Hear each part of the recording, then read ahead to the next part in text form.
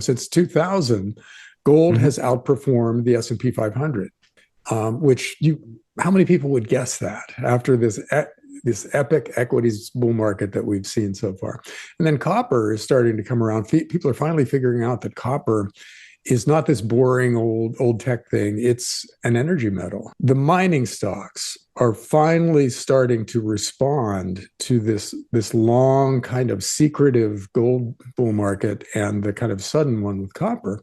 And it turns out that the best profile for a mining stock is copper slash gold, right? When gold surges in the spring, gold stock gains can grow enormous. In spring 2020, during gold's last monster upleg, GDX nearly doubled with a colossal 95.8% gain. That was an extreme outlier, emerging from March 2020's pandemic lockdown stock panic. However, excellent gold stock gains are likely by early June this year as gold continues to power higher. Historically, major gold miners have tripled the upside of gold. Major gold miners have delivered impressive returns, with share prices climbing approximately 50% over the past 12 months. This performance closely mirrors the strength of the underlying commodity, demonstrating operational leverage for gold prices. Investor specializing in precious metals, JohnRubino, states that there is an ongoing bull market in gold and copper despite periods of stagnation. Rubino predicts mining stocks could surge as profit margins expand. He argues that institutional investors and momentum traders could drive a significant rally in the sector if gold avoids a major correction. The headlines have been dominated by soaring gold prices, and rightly so. Today, the metal touched a new all-time high of $3,083 per ounce, driven by geopolitical uncertainty, massive central bank buying, and President Donald Trump's tariff agenda. But while gold captures the spotlight, copper is quietly stealing the show. While highlighting the market, Rubino notes that since 2000, gold has outpaced the S&P 500, defying widespread investor expectations amid a historic equities bull run. This underscores gold's resilience and long-term value despite periods of stagnation. According to a strategist at State Street Global Advisors, the ratio of the S&P 500 index in terms of gold has dropped to its lowest level since the pandemic, highlighting a preference for safe haven assets among investors and providing a warning sign for the U.S. and the global economy. Fundamentals suggest that Rubino specifically mentions Sandstorm Gold. He believes the company is well positioned to reduce its debt and improve cash flow, making it increasingly attractive to investors. Now, we present the clips of JohnRubino's insights from his recent interview.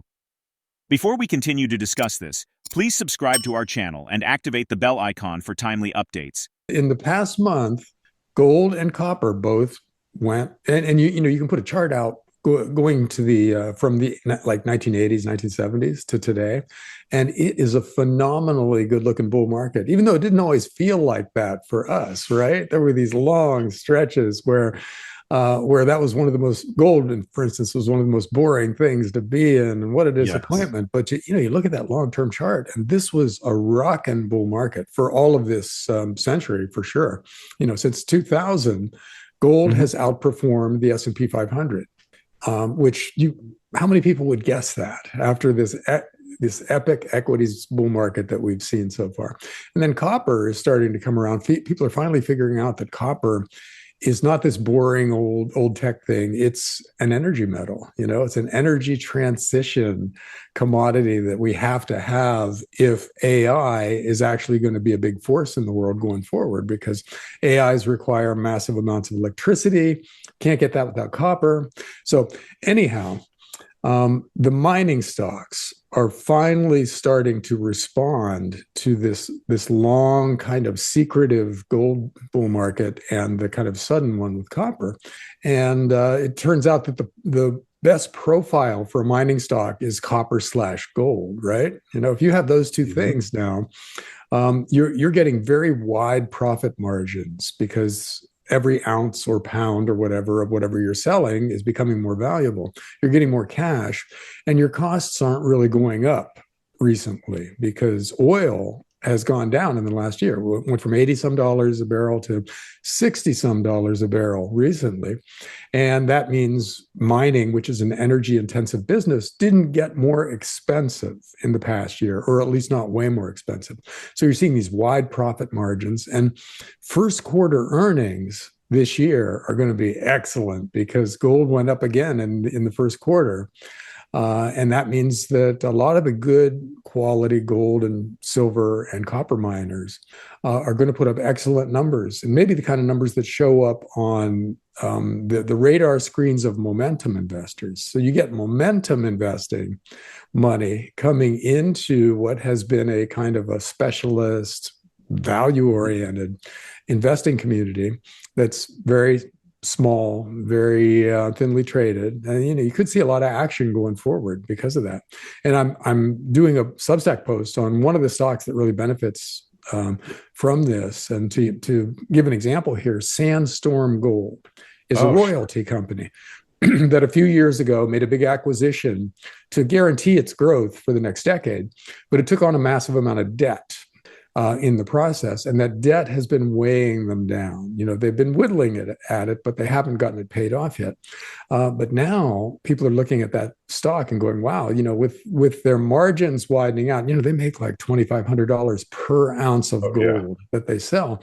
They're going to be able to really take a bite out of that debt, which means their interest costs are going to go down, which means their cash flow is going to go up because of interest costs and because they're selling more gold. And it turns out they got a lot of copper too. So suddenly, this is the profile of the stock that you really want to own after 3 or 4 years of just languishing.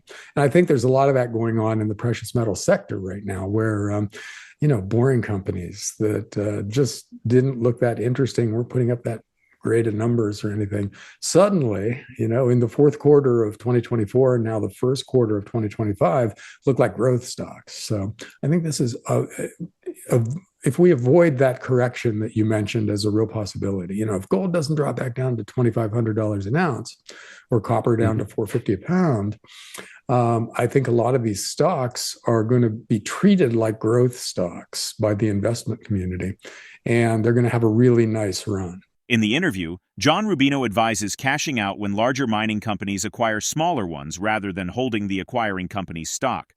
Rubino discusses the challenges of transitioning to a gold standard, emphasizing that revaluing gold alone can't cover the national debt. Since the United States abandoned the gold standard in 1971, the US dollar has lost 87% of its purchasing power.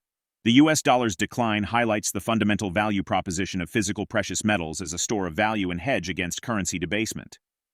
The gold standard hasn't been used in the U.S. since the 1970s, but during Donald Trump's first term from 2017 to 2021, there was speculation that he could bring it back. Rumors that the gold standard could be reinstated during Trump's presidency centered largely on his positive comments about the idea. Notably, he suggested it would be wonderful to bring back the gold standard, and several of his advisors were of the same mind. Judy Shelton, John Allison, and others supported the concept.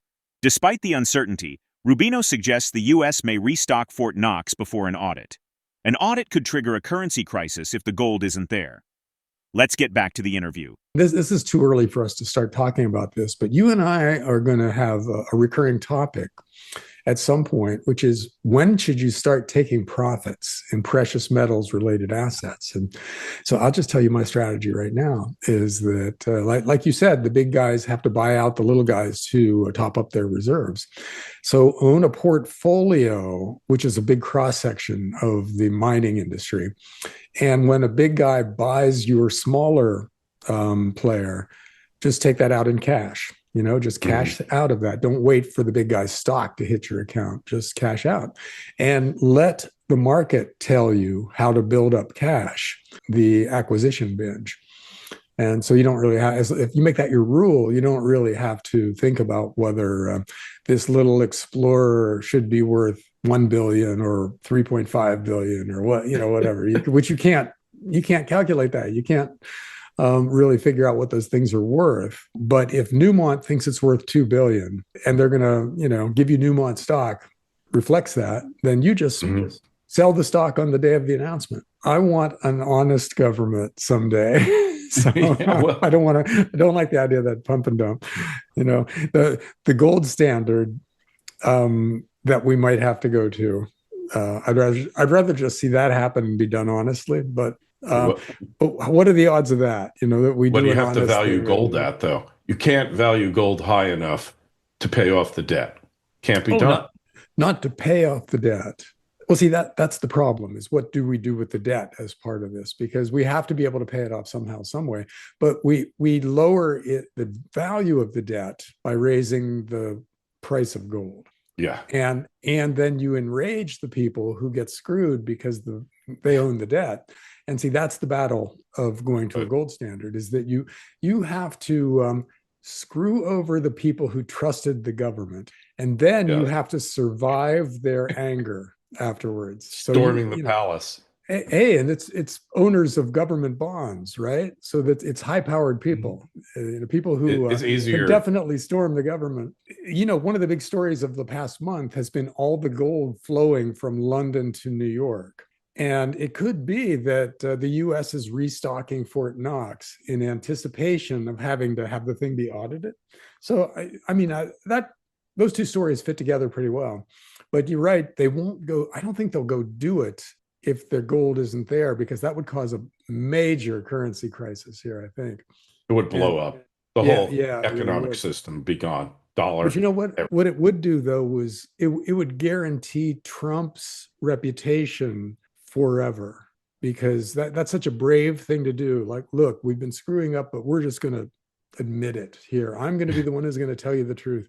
And of course, he would probably die the next day. But still, his reputation, his legacy would be assured. But yeah, there's so much interesting stuff happening. Despite the strong performance over the past year, valuation metrics suggest the significant upside remains. With most producers trading well below historical average multiples despite record-breaking gold prices in 2025, the risk or reward profile remains attractive for selective investments. As gold and copper gain prominence, will mining stocks see a long-term revaluation, or is this just another cyclical upswing? Drop your thoughts in the comment section below. If you find this video informative, don't forget to support our channel and turn on notifications to stay informed about our latest videos. See you in the following video.